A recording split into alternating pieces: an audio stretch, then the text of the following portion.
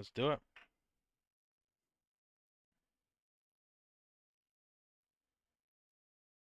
And we're live. Gentlemen, ladies, theys, welcome back to another episode of the UnMuted, episode 3. I'm here with my co-host, Clay. We're back at it.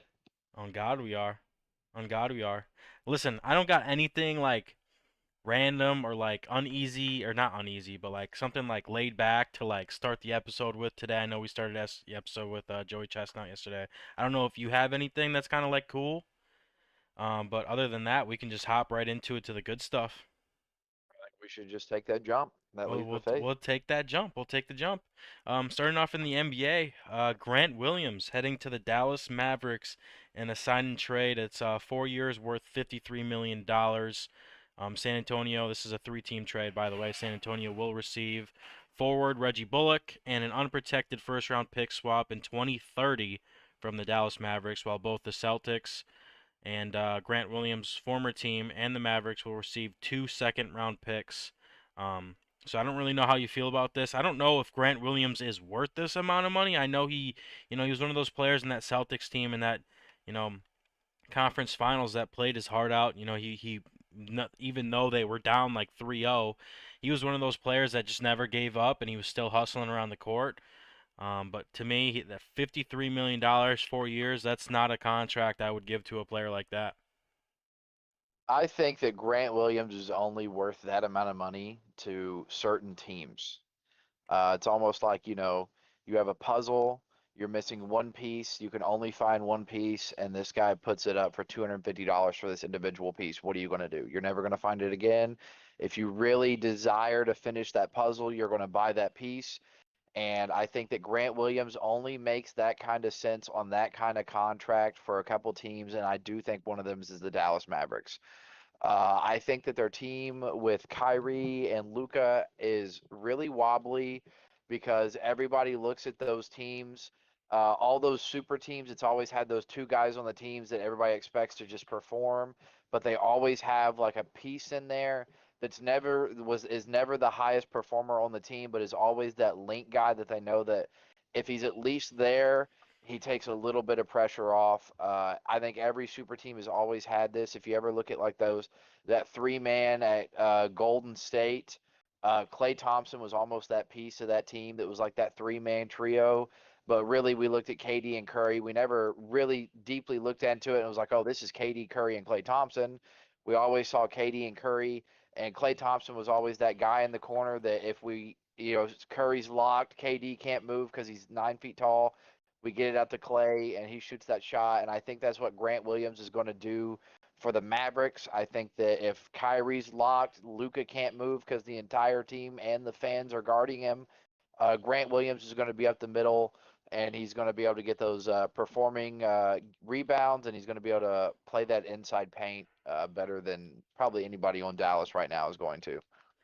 Yeah, I would have to agree. I think Dallas is a team that Grant Williams would be good on. I always say this, but Grant Williams is a player that gives you that factor. You know what I'm saying? He's a guy that's gonna go out there and be just that aggressive goon. He's just gonna be annoying. He's gonna be annoying defensively. He's gonna be annoying offensively, and he's gonna poke the bear a lot of the time. He's gonna fucking talk shit. And I like that about basketball players. I like when they're not soft. Um, Moving on. Now, I don't know much about this topic. I know you probably don't. But the NBA is looking to do a new in-season tournament. I think it's featuring like 6 teams or something like that. It's going to be hosted in Las Vegas. It's going to be called the Final Four. Um, as far as I know, this is like going to be like I mean, I don't know what it's going to be, but I think that it's a good idea. I think that's a good idea. Like mid-season. Um, this is a good way to like figure out what teams are gonna do when like more shit is on the line mid-season, and you can get a better idea who's gonna be that team of the year. Um, Other than that, I have nothing else to say about that. I just thought it was cool to add in, talk about in Las Vegas. Maybe shit, maybe I'll go. Fuck. I mean, I don't know anything about it. I just think it's weird, to be totally honest. I don't understand why this is a thing or why this is introduced. I mean, how are we going to work the NBA schedule around this random tournament in the middle of the season? And then if it's out of season, like what is this? Just a new and improved summer league? I don't know if it makes sense because if you're going to throw 6 teams in this pool, I mean, what are we just going to completely invert these 6 team schedules mid-season and say, well, you're going to have a 2 game stretch here, 2 game stretch here, 2 game stretch here, and then that's how it's going to go for you, and then we're going to run you right back into the regular season with everybody else. I just don't know if that makes sense to me. I just don't entirely understand the get down behind that at all. Yeah, I don't know. All I know is, I mean, I'm just searching it up now. It seems as if the everything that we need to know about it is going to be announced on Saturday. So that's going to be something that we'll have to talk about next week, I think, in an episode. Um, Mo Bamba agrees to a 1-year deal with the 76ers. My Yep. man, Mo fucking Bamba. But I mean, Yeah. yeah, he wasn't a good fit for the Lakers. He wasn't a great fit at all. He's been dealing with injuries the last couple of years, and that's why the Magic kind of let go of him. But I'm excited to see what he does behind Embiid. Maybe he can be part of the process. Yeah, I mean Mo Bamba, Sheck West, you know what they said on the song. Mm-hmm. Uh, I don't know. 1 year deal. This just sounds like they're giving him the opportunity to prove something, but I think that these are almost situations where you're on this guy's downfall. You're bringing him into a team that the last thing they need on the entire team is a center.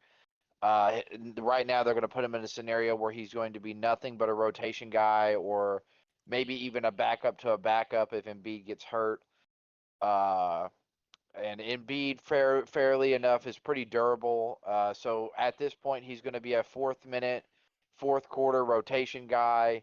They're going to throw him in there second half. You know, he's going to average 6 points a year on 7 minutes played, and then they're going to tell him that's not enough production when he didn't have the time, and then they're just going to ship him off or he's going back home. I don't know where they're going to go with him. But this is just one of those guys that are going to try to give this opportunity without giving an opportunity. They're just going to say, "Here's your 1 year. Let's see what you got, but we're not going to give you any way to prove it. You're just going to have to be here to be here." And I think that's what they're doing to the guy right now. Well, this one I'm kind of excited about. I think this is someone that should be in the conversation for a cover athlete every single year. Kobe Bryant selected as the cover athlete for NBA 2K24. Now, selected means he is not actually going to be the cover athlete. That means he's just been selected. This is like first stage. They select a bunch of players, and then it moves on. But yeah, I think this is a guy that should be in the conversation every single year. I think this is pretty cool. And I mean, it's Kobe Bryant. I love Kobe Bryant. He's one of my favorite basketball players of all time. So obviously, I'm gonna dick ride a little bit. I don't know how you feel about it, but I think it should be a three-way cover split. Obviously, Kobe Bryant is in there for a good reason. May he rest in peace. I wouldn't even be mad if they threw him and his daughter on the cover. That would be just as good. But I personally, if I was creating something like this, you know, everybody's always debating, you know, Kobe top five, top three, greatest, one of the greatest players of all time. I think you should put the three heads on this cover. I think it should be Kobe, on the left, LeBron on the right, and Jordan in the middle. And I think it should be a three-way split cover between the three. And we, you know, give it and then give it like the I don't know what kind of special editions we could do here, the Triple Crown or something. But I think it should be a three-way split with players like that. So I think that's how it should end. But I totally wouldn't be upset or surprised if it was just Kobe on the cover again. yeah. Another thing I want to bring up, Chet Holmgren. One of my guys. Um, 7 blocks in 2 summer league games. Now that's pretty good. I did watch some highlights from the game though last night. Um, on stream. I reacted to it. Chet Holmgren is dog shit. I mean, holy shit. I seen 8 highlights of him. I seen 8 highlights of him dribbling the ball, and he lost it within a second. He's just dribbling it off his fucking big ass feet. I don't know what he's doing. And I'm just gonna tell him straight up, don't touch the ball. Just like. When you're gonna hold you like just hold hold the basketball, bro. Like don't dribble it, just hold it. Like if you're gonna be in a situation where you get the ball in offense, hold it. Don't dribble it. Don't do nothing. Don't put it against the floor. Shoot it or pass it to someone else because that was ugly. I mean, I had to turn off the game. I didn't even finish reacting to it because I was so pissed off watching that shit. Yeah, those 9 pounds were 9 pounds of hair and acne. He is terrible. He is he's done. I mean, he's cooked. Unless this is like some sort of propaganda where they're like, let's make him look like he sucks dong, and then when he actually comes back and starts, he's dropping 16 a game like he was at Gonzaga. But this isn't Gonzaga anymore. You're not going to be playing the worst teams all year until you make the tournament, and then you're going to play the worst teams all year until you play Duke in the Final Four. You don't have Timmy, the greatest player with mutton chops and a biker mustache to ever play the game. You are at OKC on a team that needs a guy like you and will expect a lot from you. And playing like you're a fee fi fo from Green Giant is terrible. Let's send this guy back to Arkansas or wherever he's from and let him push carts. Yeah, I mean, outside of the 7 blocks, I mean, I don't have much good to say about him right now, and I was looking forward to see him come back and prove people wrong, but maybe he is overrated. I Uh, mean, I just looked it up. He blocked Dylan Brooks 7 times. well, Dylan Brooks is That is not a in false summer league. statistic. That was just funny. Yeah, that was just you just being a dumbass. All right, Yeah. moving on. um, NFL. Obviously not a lot going on in the NFL today. We had some news earlier on today about two different players. Um, former Commanders center Chase Roulier announces retirement. He says these 2 years have also given me a lot of time to reflect and gain clarity on my priorities in life. He wrote a lengthy post on Instagram. This decision has not been an easy one, but after lots of prayer and processing, I am confident it is the right one. I mean, we're talking about a player that had absolutely no impact in his entire career. Um, so yeah, I mean, this is obviously the right one. It is the right one. He obviously had no impact. He spent like his 2 years in the NFL. He was injured, and the Commanders decided to cut him. He can't stay healthy. He's got to lay off the fucking Lay's potato chips. Um, I'm going to agree to disagree with you. He was actually expected to be pretty good, and he's been in there since 2017 is when he was drafted. He played 13 games, 16 games, 14 games, 16 games, and then 8-2. He's been hurt the last 2 years. He's actually been really good. He's allowed one tackle for negative yardage in his entire career at center. He was the best lineman probably on the Washington team. But I think this is an Andrew Luck situation, and even more with these big guys in the middle, in the paint, as you must say, in the trenches. I mean, I played offensive lineman. I mean, your ankles, your knees, your back is terrible. And it's only going to get worse as soon as for any player, as soon as you get a major injury or you get consecutive injuries, it's only going to get worse. And this guy was pretty good. It's an Andrew Luck situation where it's like I don't think he really wanted to go. I don't know what prayer has to do with this, but he just didn't want to not play. I think he wanted to keep playing. I think Andrew Luck wanted to keep playing, but I think for the sake of their future and not being in wheelchairs or talking through TV screens, I think that they decided to be like, this is all right. And I think that's something that should not be frowned upon in the community and should be more looked up to. I think there's a lot of guys that get hurt and know they shouldn't be playing, but they only want to play because either they know the fans or their teammates are going to look down on them or they're going to think, what a puss. But I think that it should be more of a thing that's like if I can't play anymore, if I'm hurt, if I know it's going to ruin my life in the future or make my life harder in the future or give me permanent issues in the future and I want to put the helmet up, I want to put the cleats up, I think it should be totally like, "Hey man, we get it." Not, "Hey, you're a wuss." Yeah, I mean, but again, it's one of those things. It's a tough way to go out, but it happens. It's football. It's a physically demanding sport. You're gonna put a lot on the line. You're gonna put your whole body on the line. 17 weeks out of the year, maybe even sometimes more. Um, Former Bengals running back Corey Dillon. Now he was big in the early 2000s, late 90s. Um, He's ripping on the Bengals organization for the way they treat their former players. Basically, he's pissed off that he's not in the Ring of Honor for the Bengals. Dillon is the team's all-time leading rusher, and he spent 7 years with his career with the Bengals, including some of his best years in the career. If I'm looking at the stats, 1,400 rushing yards, 1,300 rushing yards, 1,300 rushing yards, 1,200 rushing yards.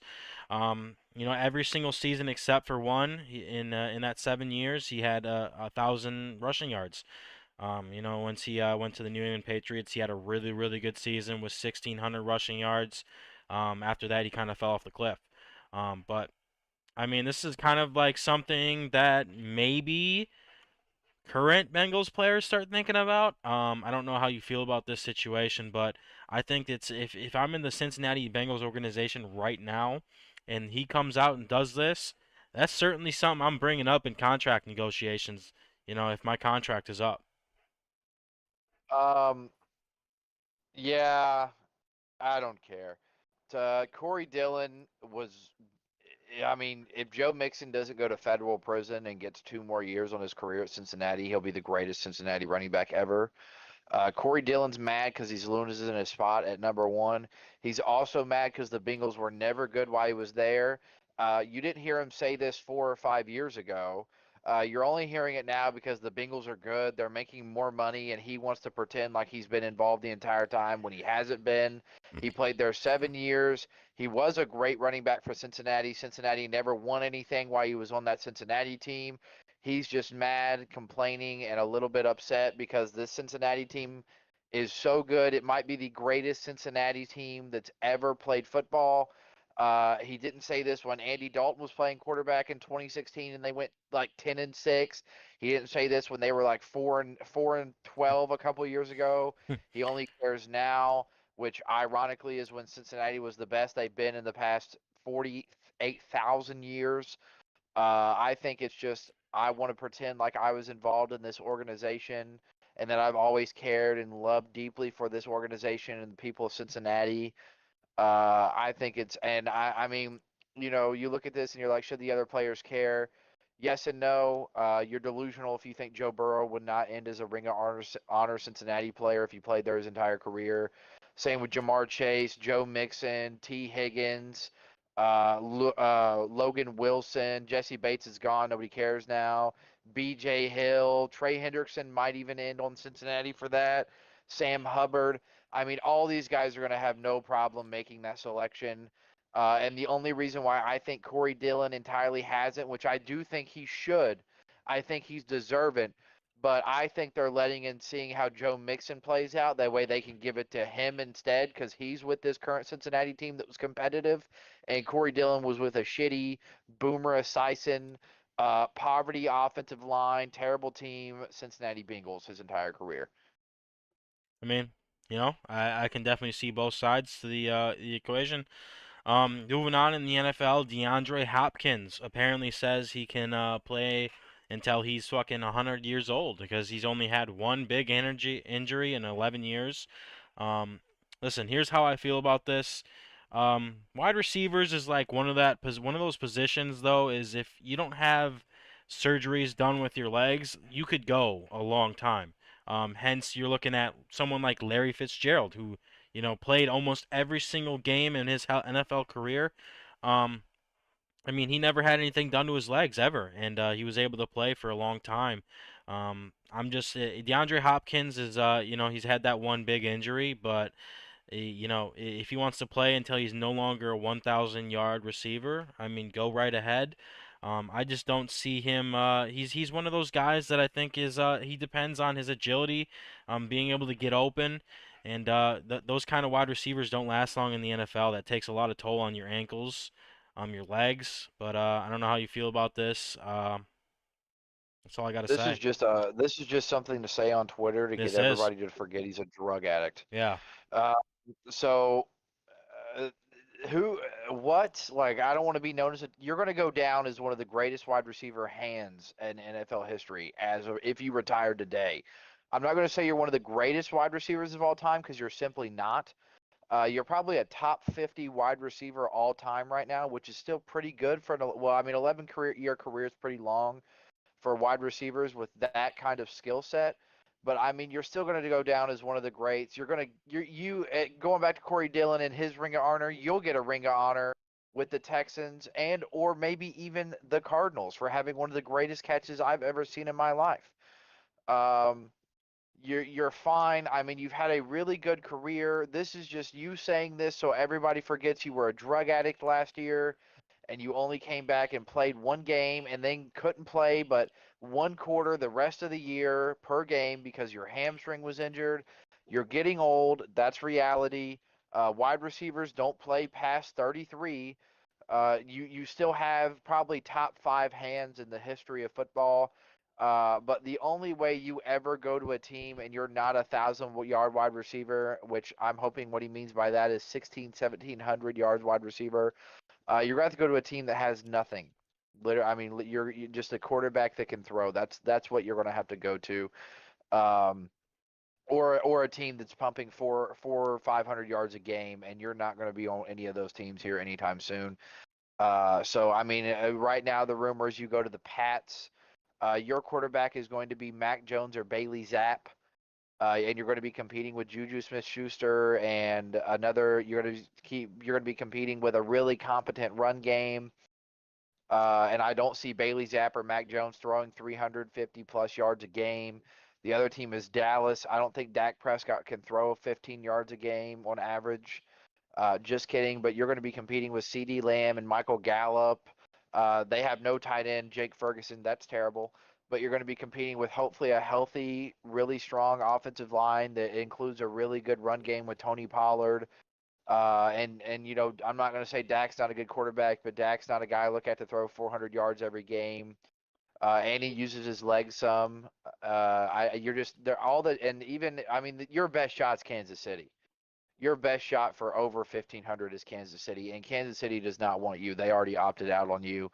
And by the time your contract's done everywhere else, you'll probably be retired after having a couple shitty seasons. So I think this is just a way to get all the heat off his shoulders for being on drugs and then coming back from drugs and being quite actually pretty bad and unhealthy. So that's what I think about what DeAndre Hopkins has to say on Twitter Well, I or mean, yeah, Instagram. that was quite the opinion from you over there. That was I mean, yeah, this is definitely one of those like social media stunts. He's trying to like take the eyes off the prize kind of thing. He's trying to build some good around his name with a little stunt on social media. Moving on. Dalvin Cook news. Like you said, you brought it up to me earlier today that the New York Jets had done their homework on him. Obviously, he was an option for the New York Jets. He was one. He was up there for them. But this morning, clearly it was like trending on Twitter, trending on Instagram. Him and his agency were spotted in Miami. They posted it on Instagram, their stories. It looks like he's going to be a Miami Dolphin. Now, this is something that I kind of did expect. That is a team that is ready to unload all of their cash to go out and get a Super Bowl. Now, do I think they got a quarterback to do that? I don't think so. But I think their entire team is built to win a Super Bowl without having to have a good quarterback. I think that's like a 49er situation where they have a really good defense. Their secondary is top notch. They have a wonderful offense. They have so many different weapons. They can do creative shit. That is a team where I think you can plug and play any quarterback you want, and that team's gonna be a contender. Yeah, I think this is not going to work. I think this. I don't think I've ever seen in history where teams have built their teams like this and won a Super Bowl without a decent quarterback. It's just not happening. You see San Francisco make the playoffs. They never make it. They made it to the Super Bowl once. They don't win the Super Bowl. They made it to the Super Bowl and lost. You see, like the only team that's ever done this before was the Rams that won the Super Bowl, and the Rams had a competent quarterback. Matt Stafford was somewhat competent, at least in his Super Bowl and his playoff Are we run. ready to say Colin Uh, Kaepernick was a good quarterback? well, he wasn't in the Super Bowl, so it doesn't matter. He was in the Super Uh, Bowl. no, that was Jimmy Garoppolo. Jimmy Garoppolo played that Mm, Super Bowl Colin against and Kansas City. Colin Kaepernick was in the Super Bowl against the Baltimore Ravens when the Harbaugh brothers were coaching. Oh, and the Ravens won that game though, right? I believe the 49ers won that, didn't they? no. The No, Ravens won the Flacco did more one. recent Flacco Super Bowl. did one that, yeah. Yeah, well, that's the thing though, is that 49ers team was very mid. Yeah, but that Colin defense was Kaepernick was gross. above line. Yeah, but I mean, I just Brock Purdy is not winning a Super Bowl, and neither is Tua Tagovailoa with either of these teams. Should they? You could plug any court, like you said, you could plug quarterbacks anywhere in there. But I mean, to be totally, Brock Purdy plays good, and I think without his injury, San Francisco wins that game. I just So I'm don't not think going to so. shit on Brock Purdy too much. But I don't think Tua is going to have a career that's going to be healthy enough to even see a Super Bowl. I think this might sound terrible, but I think he should have retired this year. I think this should have been his last year of football. He gets another bad concussion like this, he could be speaking through a tube. Yeah, It's he should have. silly. It's another one of I those agree. Should have injury been done for sure. situations. This is another one of those situations with, like I said, with Andrew Luck and Rolier. I don't think Tua's looking at this and thinking, "Oh man, I want to go win a Super Bowl." I think he's looking at this that's like, I'm going to let my family down and a lot of people down if the quarterback that they just drafted out of Alabama with a top 5 pick retires 2 years into his career because of injury. I don't want to be that bust. I don't want to be that guy, but I think this is one of those situations where you should retire. I think he should be retired. I think the medical staff of the Miami Dolphins should be fined and put in prison. They knew better than putting that kid back out there against a good Bengals defense. And he goes out there and he can't move for 30 seconds, 45 seconds. And then there's scares that saying, well, he might not have full brain function. He might not walk again. And then he's fine. He recovered. And then you're going to send him right back out there to start the next season. I think that's silly, especially when you go and you get a quarterback in free agency to play backup because you are predicting that this kid gets hurt again, and possibly his career's over. I think he should have retired. And once again, I don't think he's a terrible quarterback, but I don't think he's Super Bowl winning level. I think you see the difference that quarterbacks make in every Super Bowl.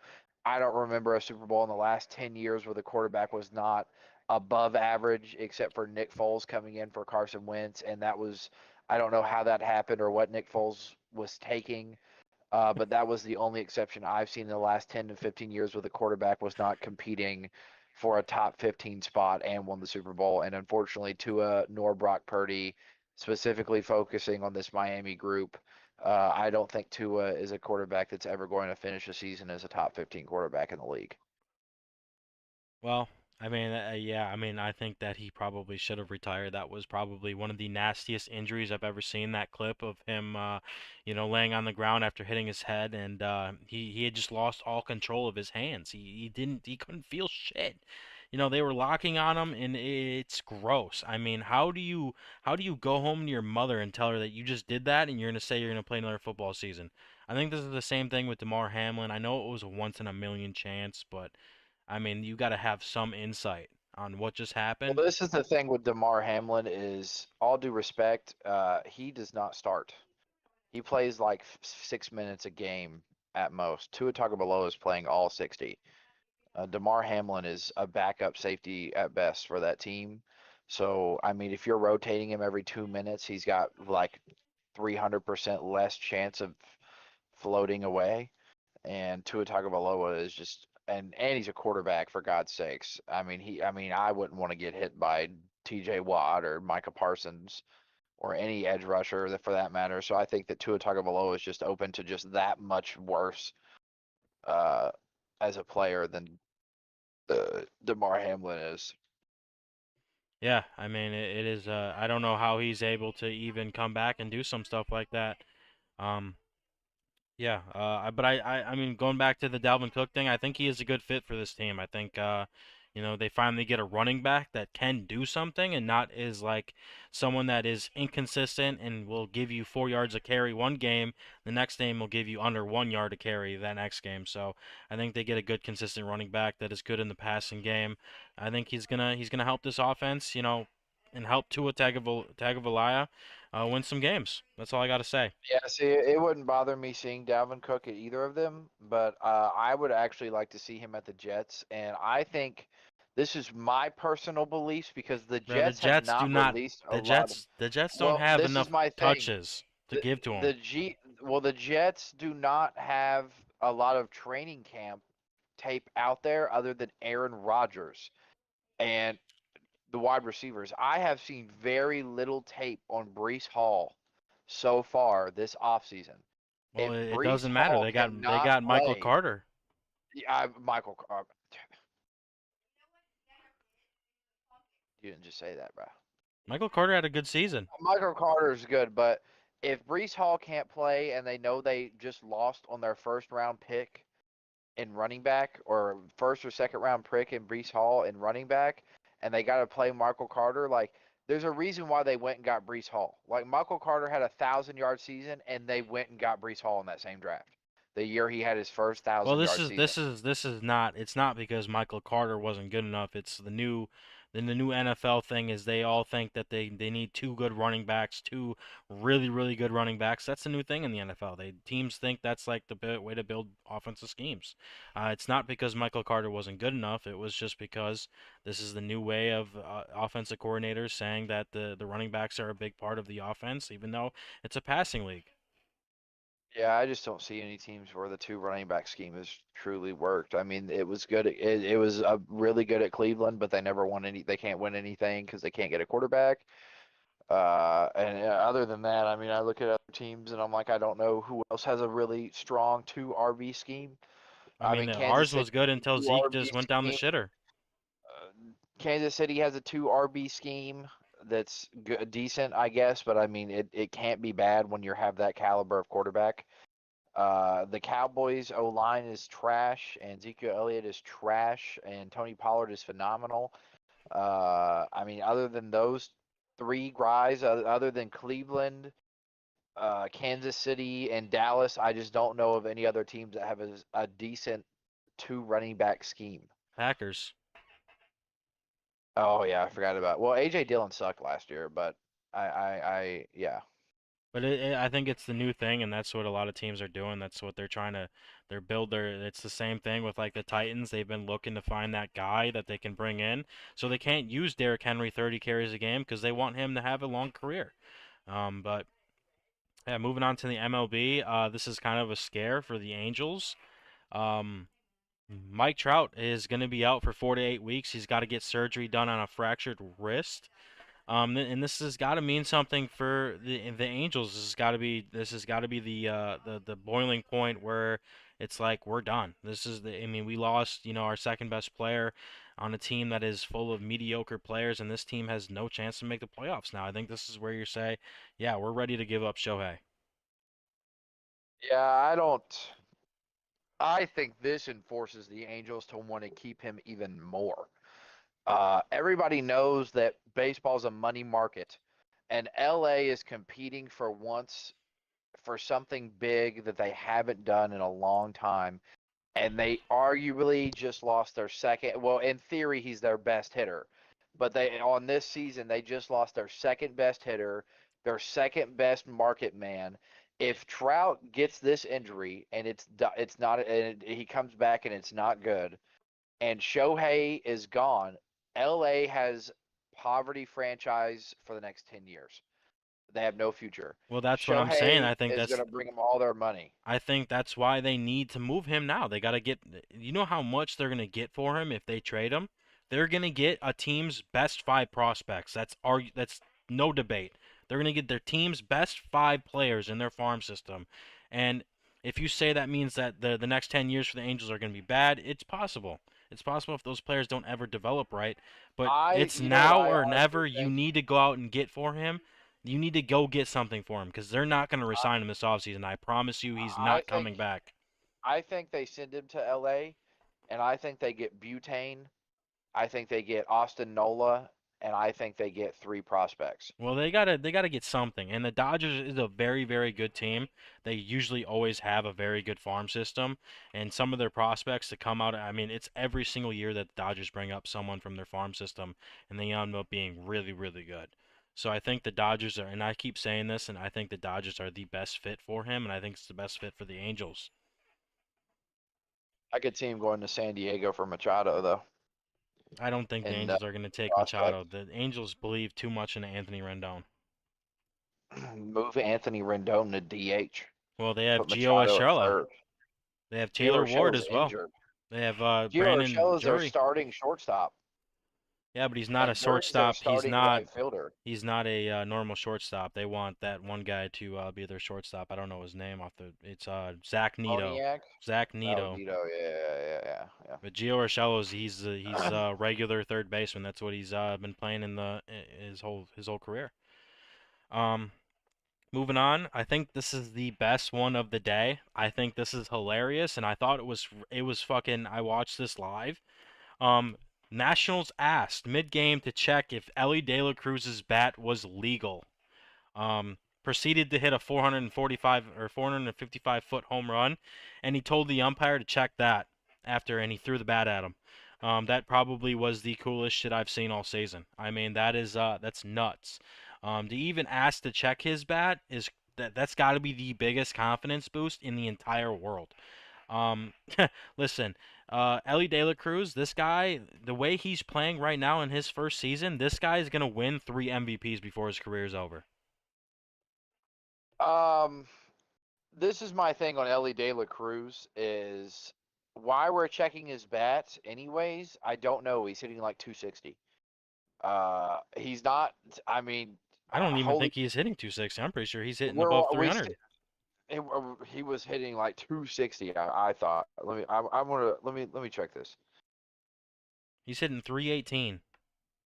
Okay, well the last time I saw he was hitting like 260. Anyways, I don't know why we're asking to even check his bat. We know the dude has been like he's either going to crush the baseball or he's going to not crush the baseball. He could hit the ball back to the pitcher and he would be on third base. I don't know why we even care you said the Washington Nationals, right? Yep. I mean, who cares? Your season's over with. I don't care if the entire Cincinnati Reds team is cheating. It doesn't matter. You have no chance. But that's silly. I mean, I hope he hits another 465-foot bomb on the Washington Nationals on Josiah Gray. Because down with Josiah Gray. Um, it just I don't it doesn't really make sense. I think that's dumb. Who cares? And if he really was cheating, that would be some shit for sure. If he really was cork bat, that would be nuts. But that's just them trying to bring down a young kid on a high. And unfortunately, he'll never be brought down because the people of Cincinnati are behind this guy. And I think a lot of the MLB are too, because he is one of the greatest players that I personally have ever seen come up in his first year of baseball. Yeah, I mean, and along of the lines is the Reds are going to be exciting to watch for a long time, and then you're looking into the future about 10 years. I mean, every single guy that has came up from their farm system and is a rookie this year has been insane, and it's literally they're all their best players too. It's the best players on the Reds outside of Jonathan India. Every single guy that it came up, TJ Friedel, Matt McClain, Spencer Steer, Ellie De La Cruz. I mean, those guys are the best players, and these guys are playing phenomenal baseball. Abbott just got brought up this year Exactly, too. Let me exactly. tell have you looked at his stats? Yeah, I mean, he was my pitcher of the week, or my I pitcher of the mean, week. oh yeah, you did, dude. He is gross. He just pitched again a couple days ago. 4 wins, 1.2 ERA, 42 strikeouts, point 0.8 WHIP. I mean, this guy, 13 walks to 42 strikeouts. This guy is gross. He is very, He very is good. he is actually gross. Yeah, He's not Blake Snell. Shout out Blake Snell, got the MLB Player of the Month award, Pitcher of the Month award, but he's really good. yeah. Um, Moving on, home run derby rematch from 2019. 2019 was a record-breaking year for the home run derby. Pete Alonso, Julio Rodriguez, and Vladimir Guerrero Jr. all combined for like the most home runs in a home run derby at that three players have ever combined for. So I think that this home run derby rematch for between Pete Alonso and Julio Rodriguez is going to be fun to watch. Like you asked me yesterday, I think why the hell is Julio Rodriguez in the home run derby? I'm not too sure. Um, has he been hitting for home runs this year? Has he been any good? He might. I mean, to be totally honest with you, Julio Rodriguez or Pete Alonso has not been any good. Well, Pete And Alonso just, makes sense. I mean, that's all he's ever good I at is mean, he hitting home runs. crushes them, but Julio Rodriguez is hitting 13 home runs. 250 with 13 home. That's just not. I mean, Shohei Ohtani should have been in the home run derby. That's what I think. I Well, think there's I think you know Shohei Ohtani should have players been in have the a home run choice. derby. He might have declined the opportunity to be in the home run derby. But yeah, I think that I mean it is going to be fun to watch. I know that I'm not too sure if Julio Rodriguez is deserving enough to be in the home run derby, but I guess we're going to see. Pete Alonso I think is going to crush baseballs outside of the fact that he hits like 190 and he might be the worst batter outside of the 1 in 30 times that he actually gets a hold of the baseball and it goes 400 feet. He's one of the worst hitters on the Mets. Um, I think that personally, a guy that I think should have been in it and probably didn't even get asked. I think Max Muncy should have been in the home run derby. Um, he's hitting 160 his last 15, which is embarrassing. But he's got 19 on the season. He led the league in home 2 weeks. I think they're thinking let's bring Julio in this because this is exciting. But I don't know if this is exciting. The level that Julio, Vladdy, and even Pete Alonso were on in that last derby were way different than what they are now. They're all much worse, and much. When I say that is like probably 0.02 down on the batting averages, so a whole 20 down on batting averages. Probably, Pete Alonso hit 60 bombs last season, didn't he? 53, mm, 53. I want to say 53. Yeah. I mean, he's at like, let me see.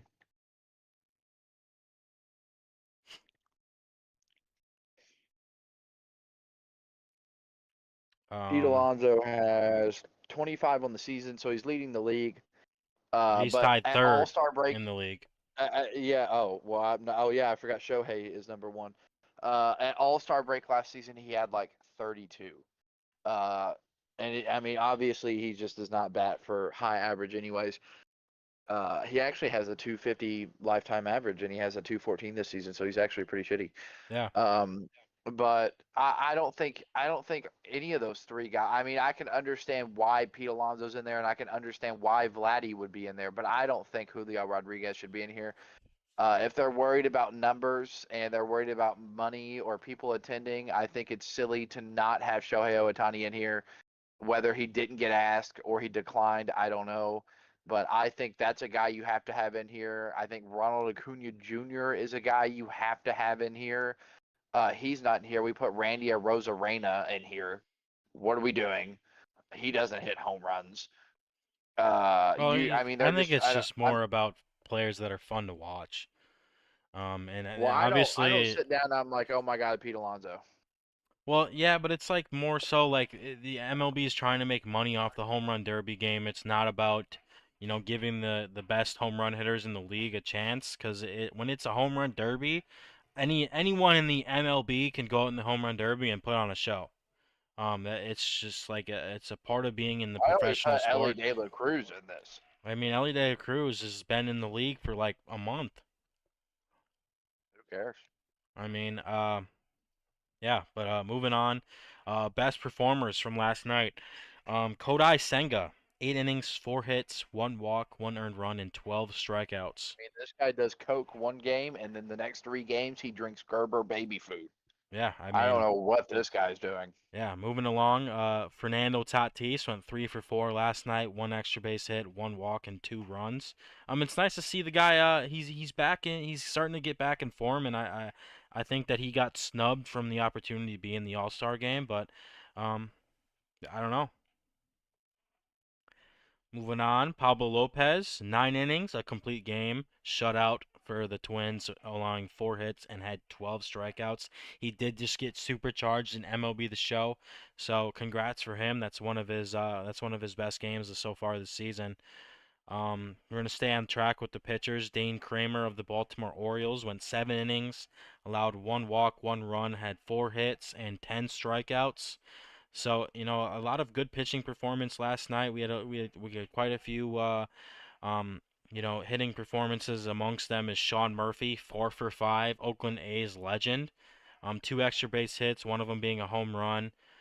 He ran around the bases 3 times and scored. We got Brian De La Cruz. I don't know if he's related to Ellie. Do we know if he's I related think to they him? are. Well, he went 3 for 4 with or for the Miami Marlins last night. Um, and then I'm not going to name all of them. That would just get too long. Worst performance, Matthew Liberatore of the St. Louis Cardinals. He only got one out in his start yesterday. Not I too mean, sure. I don't we need to know. send this guy to shelf books. What I are we don't doing? I don't know if he got pulled for an injury, but he allowed 5 hits, 4 runs, and walked one batter. So yeah, that's just not good. You shouldn't even be allowed in the MLB. That's an Alek Manoah kind of performance. Um, I mean, what are we doing? That sucked. Yeah, No, he's bad. he's got to go. He's got to go. Yep. Um, I don't even know how you can keep a pitcher with that kind of performance in the MLB. I think you should automatically send him down after that. Libertor is a Philly, isn't he? No, he's a Airs or St. Louis Cardinal. Ah, well, that's probably why he sucks ass and he still starts. They don't Yeah, have anything else. That's the yeah, best pitcher they've had all week. probably. Yeah, that's horror. I think I mean I'm pretty sure 4 out of their 5 starters outside of Jordan Montgomery are all above 6 ERA. That is just horrible. Um, Favorite segment of yours today in sports history: Floyd Mayweather Jr. is stripped of his WBO welterweight boxing title after failing to pay a $200,000 sanctioning fee and vacated his 2 junior middleweight titles. Um, for a guy that's called Floyd Money Mayweather, why did you not just pay the fine? I don't know a lot about this. I don't like Floyd Mayweather. I I know he's the greatest boxer ever. I don't care what anybody says. Being 50-0, I don't care if one of those wins was Logan Paul or not. Uh, I mean, he whooped a lot of ass, ate a lot of nice hits, and I mean, he beat Manny Pacquiao. I love Manny Pacquiao. Um, this was Floyd. I have loans to pay back Mayweather. What are we doing? How are we not paying a $200,000 fee? I don't know. Maybe the fee was bogus. Maybe it was weak. But you Yeah, just made $15 million last fight to fight a guy who has a really sad story about living in Massachusetts. So I don't know what we're doing. Uh, I don't know anything about these two junior middleweight titles. Junior middleweight, what are you, 7? But I mean, he's got money now. He beat up Conor McGregor once. Uh, Shout out Floyd Mayweather being the greatest boxer of all time. yeah. I mean, that was probably there wasn't very many good sports days in history today, but that was the best one I could find. I think it's a little bit funny. Moving on to let's debate. Who would you Uh, start bench cut between Sauce Gardner, Jair Alexander, and Jalen Ramsey? Now, was this just off of last year or the entire career? I mean, this is I mean, I'm assuming this is if you're asking me who would you start now? Start bench cut now. All right, tell me when you're ready. I'm ready to go. I'm starting Sauce Gardner. I am benching Jair Alexander, and I'm cutting Jalen Ramsey. Really? I really. I mean, that's I mean, you came up with that one fast. I kind of have to think about this one. And I mean, personally, my start in this group right now has to be Jair Alexander. He had shut down the best wide receiver in the NFL last year, in that final game against Minnesota, and that's why I think he's my starter. I'm gonna have to bench Jalen Ramsey, and I'm gonna cut Sauce Gardner. I know it's 1 year under Sauce Gardner's belt, but I'd rather take the experience. I think Jalen Ramsey is so good because he can talk shit and he doesn't let people get under his skin. So that's why I'm going to choose him over Sauce Gardner. I do think Sauce Gardner, though, um, talent-wise, is better than both of these guys. But I think there's a lot more than talent that goes into being a good cornerback.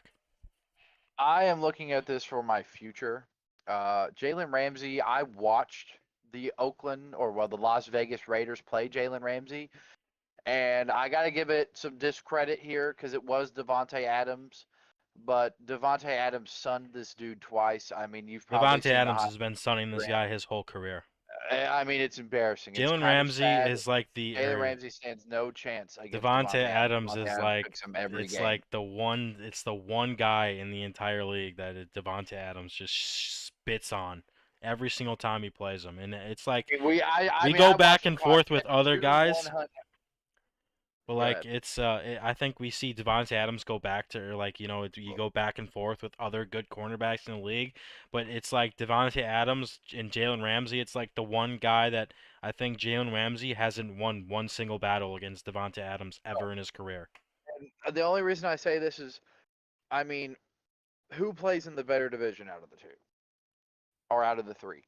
Sauce Gardner clearly plays in the best division, even probably the better division of wide receivers. I mean, you go look at the I don't know, NFC. man. That's You got Debo, Jalen Ramsey, Cooper Cup was injured all season, and Sauce Gardner doesn't even have to, or not Sauce Gardner. Jalen Ramsey doesn't even have to play Cooper Cup.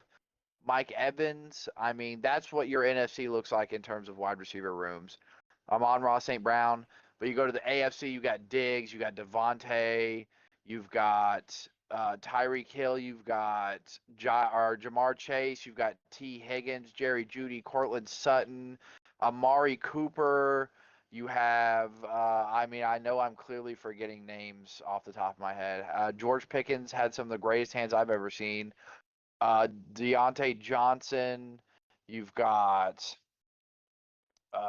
Mark Andrews playing tight end. You had Darren Waller playing tight end. You got Travis Kelsey playing tight end. Um, I just think that the AFC has the more competitive wide receiver room. I saw Sauce Gardner play Stephon Diggs. He held him to 26 yards all game. I saw when the Jets played. Oh my goodness, when the Jets played. Well, yeah, when the Jets played Cincinnati, Jamar Chase only put 60 on Sauce, and I mean, I know 60's not a minimal amount of yardage, but for Jamar Chase, a 60-yard game was underwhelming, and for Sauce, it looked great. If I look at the future, Sauce Gardner is going to be the best corner in this trio right here in the next, maybe even after next year. Jalen Ramsey had his worst year of his career last season, and considering I can only judge Sauce off of 1 year, that's why I'm only comparing these guys for 1 year. Jair locks Justin Jefferson embarrassingly. Um, Jalen Ramsey does talk a lot, but I think it's a Dylan Brooks situation. But not Dylan Brooks. Like I think if he was to get loudmouth with like Justin Jefferson puts 100 plus on him. He can't even get a word out on Devontae Adams because one-handed Odell Beckham grabbed on, and he doesn't even know what's going on. That was embarrassing. I think Sauce Gardner, out of all these guys last season, had the best season. Uh, Jalen Ramsey has the best career out of all these guys, but I don't care about his career. I only care about what happened last year because I can't do anything else with Sauce Gardner. And that's why Sauce Gardner would be my clear-cut one. Jair Alexander's taking two, and Jalen Ramsey is going to go talk trash at Dunkin' Donuts. Yeah, I mean, along the lines of competent wide receivers in the AFC and NFC, I think it's fair to say that there's two guys in the NFL that I would be shitting my pants to play against, and then I would just be scared of the rest. I mean, my two would be Justin Jefferson and Devontae Adams. If I was lining up against those two, I think those two are probably two of the best route runners in the NFL. I'd be shitting my pants going up against those guys. I mean, I would be obviously nervous to play Cooper Cup if he was healthy. And Jamar Chase is a scary guy. I mean, we got to give him credit here. This Yeah, but Jamar guy's, Chase is just faster than everybody. And I'm not saying that Jamar Chase is not talented. He is talented. I just think if you're looking at a guy across from you and you're looking at Justin Jefferson and you're looking at Devontae Adams, you're praying to God they don't make you look like a retard. That's all I got to say. yeah. That's just all I got to say. I mean, Those yeah. are I like mean, the two guys that I think that would make me look dumb. Like real I've dumb. watched. I personally, as a Raiders fan, watched Devontae play, and I watched him play Jalen Ramsey, and that was a slaughter. I mean, he caught two one-handed grabs for 25 plus yards. One was in double coverage with Jalen Ramsey and Taylor Rapp. He put 130 yards that game and two touchdowns, and the Raiders lost. But Jalen Ramsey was clinicked that game, but I've seen all these other guys clinic too. Sauce Gardner only allowed like 400 yards last season, but I'm pretty sure when it comes to Jair, uh, he got clinicked maybe once, but when it mattered against the best wide receiver in the entire NFC, he did not let anything happen. Yeah, that's it. That's exactly why I like him. Um, moving on, we have a kind of a would you rather question, and I do like this one. I seen this one the other day. Would you rather take $1 million guaranteed or have a chance at 20 million if you get one hit off Clayton Kershaw in a 9 inning game? I think I'm going to take the chance against Kershaw. Really? Uh, I am not by any means a professional baseball player, and Clayton Kershaw would duke on me the entire game. But all I would hope for after betting that up is one curveball or something slow, anything under 80, 82 miles an hour. So hopefully a slider or some sort of curveball in the box I might be able to get a hold of and knock into a gap. But if he's just fastballing me all game, I'm not touching them. I'm just not going to. So I'm praying for a curveball, and that's the only reason I would take my chance. Yeah, I mean, I think that it's a tough call. Me personally, I would take the chance at $20 million. Now, if you haven't played baseball in a day in your life, I'm taking the $1 million guaranteed. But it's kind of like and I'm not saying Clayton Kershaw is gonna be easy to hit, but I think it takes like, in a 9 inning game, he's due to maybe fuck up a couple times.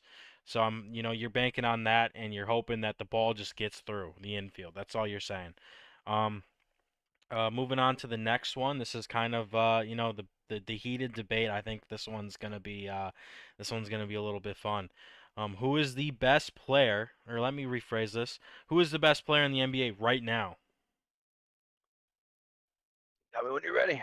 I'm ready to go. I mean, I asked the Giannis question. Antetokounmpo. Oh my God, that's not who I expected you to take. Oh my God. Oh, I think it's so clear. I think it's very obvious that Giannis is the best player in basketball.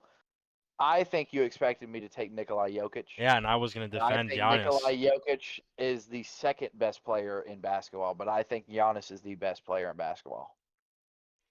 I mean, what a shitty fucking. I mean, that's just. I mean, I was thinking you were gonna pick Jokic, and Hell, I'd be sitting here yelling at you about Giannis. That's what I thought it no, was I gonna mean happen.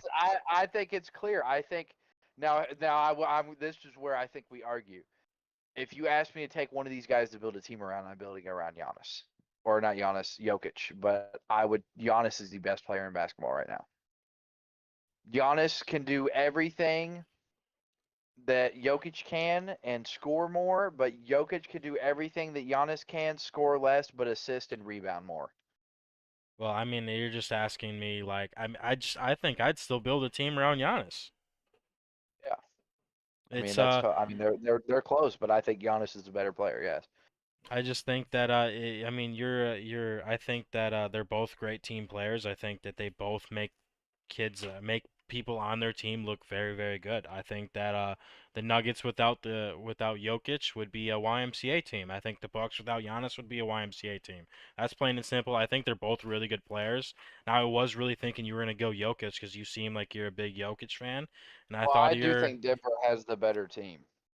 well, yes, I think so too. Jamal Murray could compete pretty well. And then does Milwaukee still have Drew Holiday? I like Drew Holiday a lot. Drew He's Holiday still is one of those players though that he's like how do I say this? He's not a guy that's gonna win you games. Drew Holiday's not that guy. He's kind of like that, that factor player where you go and you talk about Marcus Smart or someone like that, someone that is just really good defensively and who may or may not have good offensive games once a week. That's what I think about Drew Holiday. I don't think that he's a guy that I would definitely not pick him over Jamal Murray in no way. I would pick Jamal Murray every second, every minute, every hour of the day that I would pick Jamal Murray over Drew Holiday. But no, I think Giannis is the best player in basketball, and I think the second best player is Nikola Jokic. Now, one guy that I would put in my top 10 in the NBA, I don't think you would put in there, and I think you would argue against me. And that would be Donovan Mitchell. I think Donovan Mitchell is a top 10 NBA player right now. I'm not gonna argue against that. Oh, okay, well, then I'm look at I'm us. I'm a big We're fan of working Donovan around our Mitchell. differences. We're working our differences out. I'm a huge Look fan at of us. Donovan Mitchell. That's just all I gotta say. Um, I mean, let's debate. That might be the worst Yeah. segment we've ever had. That was nuts. That was fucking horrible. I mean, we didn't even yell at each other. I thought maybe that one was gonna get a little bit heated, but you picked Giannis. That was Yo, I was gonna go nuts and say like yo, that's Victor crazy. Oladipo, Yo, bro. bro. Oh my But God, bro. I mean, I just couldn't lie. Yeah. Well, I guess we're gonna just go ahead and move on to the trivia. You first or me first today? Because you went you first yesterday. Yeah, All right, tell me when you're ready. I'm ready to go. Who was the last Dallas Cowboy to rush for less than 900 yards, labeled as an RB1? Hold on, rephrase the question. Can you re-ask it? I wasn't Who recording. was who was the most recent Dallas Cowboy to rush for less than 900 yards as a running back one?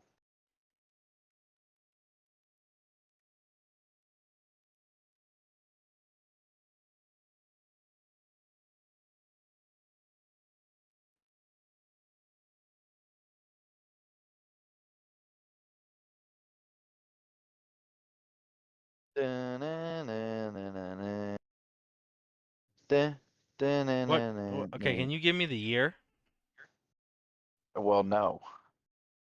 I just want to. Well, I want to know. Because if it's who I'm thinking of, and you I'll if give you you a range, like but if I you can't give you the exact year. because there's definitely if it's who I'm thinking it is, and there has been years where he wasn't RB1. He didn't take the higher amount of snaps. Well, I made sure this guy was RB1. Like I Googled this and looked it up. This year, the year at least that I have on the phone, he was RB1. I mean, I have to. I mean, I think you're like trying to like do some crazy shit with me. I'm gonna go Zeke. Incorrect. Zeke has never had a season under 900 yards. Well, there you go. DeMarco Murray. I guess that actually does make sense. I only remember 1 year from DeMarco Murray because it was so good, and the rest of them it just hid the fact that he was horrible out of that. Yeah, 636 yards in 2012. yeah. He had one good year and it hid the fact that he was dog shit the rest. Played 14 games as RB1, so it's not like he got hurt. Yeah. All right, number two. This is my question that's like more generalized than team specific. Okay. The only two defensive players to ever win MVP. Jesus Christ. One is a given. The other one's also kind of a given, but I mean, this is kind of, I mean, this shouldn't be too. One should be a little bit more difficult, but not impossible, and the other one should be given for sure. Mm,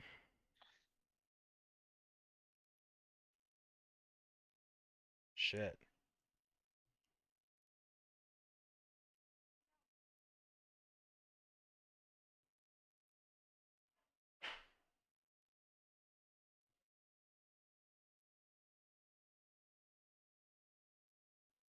Um, I have no idea. I might know one. Okay, well, guess one, and then when I tell you, you're gonna be mad. I'm gonna go Lawrence Taylor because I know Okay, for a Lawrence fact he has Taylor one. is one. I have no idea who the other one would be. Alan Page Yeah, won the other I wouldn't defensive have even MVP. guessed that. The greatest defensive tackle of all time, by the way. I wouldn't have ever guessed that. Okay, this one you should be able to get. Maybe I don't know who had the most hits as a Brewer all time. Hmm. I'm gonna go Paul Molitor.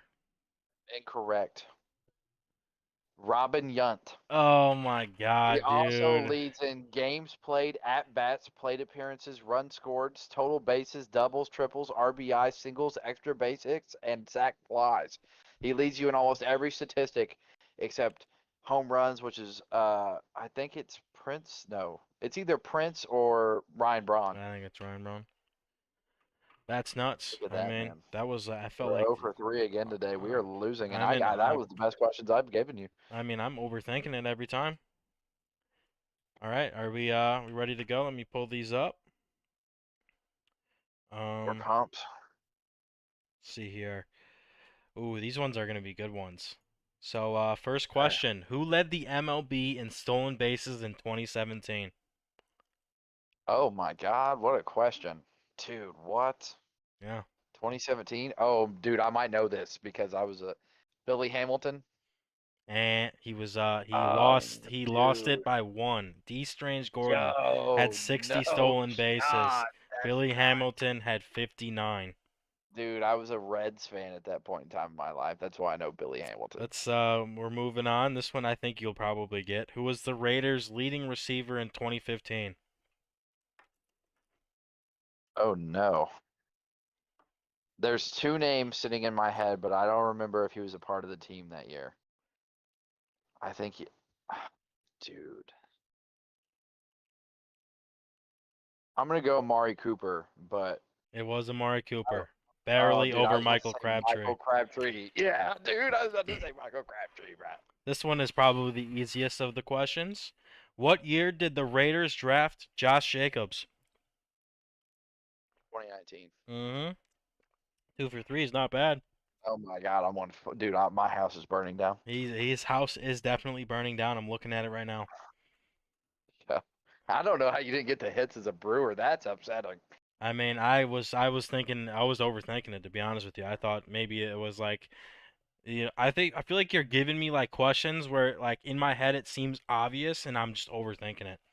I'm not a great test taker, I as mean, you the can say. Zeke one was definitely one that was like iffy. That's like, well, he was ass, and Tony Pollard did a lot of our things. But DeMarco Murray was like the worst running back you guys have had for the past like 10, 15 years for a couple seasons. And Robin Yount, I mean, Robin Yount's probably the greatest Brewer ever. Uh, and then the defensive MVP one, like I said, one's a given. I wouldn't have said Alan Page, but that's just one of those things where it's like, I feel like that one's a fair question because that's like such an important thing for defensive players to win MVP, and there was only two. Yeah, I only knew like Uh, one off the top of my head. It was Lawrence Taylor.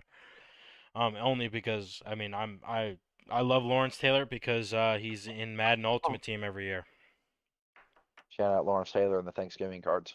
It is, it is. Well, we had a bit of a short show today. It was probably because the Let's Debate section was the segment was kind of soft today. Didn't definitely didn't debate, and it was the reason, we had a 20-minute debate yesterday about Dirk and Kevin Garnett, which is over now, so don't dare bring it up to me now.